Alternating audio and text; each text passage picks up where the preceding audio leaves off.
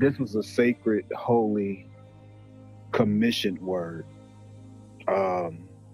It was something because I was in prayer earlier as God was recharging me as he had been. And I so happened to come in and hear all of what you were saying.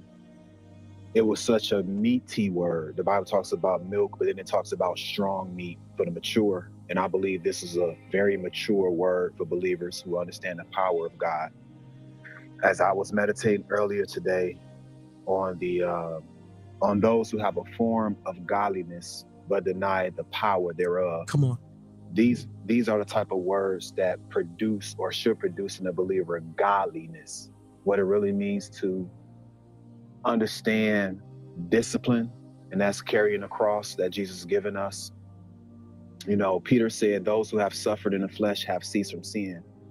It doesn't feel good when you're crucified in the flesh. You spoke about the moment of sin, and we've all been there. I've been there, that moment of sin. I've known what it was like to look at, like you said, things that I should not have looked at online. And like James said, you gave the scripture earlier, that lead from one temptation to the next. Had nothing to necessarily do with the demon. Sometimes it's simply the choice.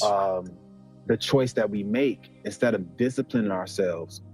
And I find that nowadays people, not all, but certain segments of those who profess Christ find it a struggle to believe that while God is doing his work in us, we also have to work out our salvation with fear and trembling.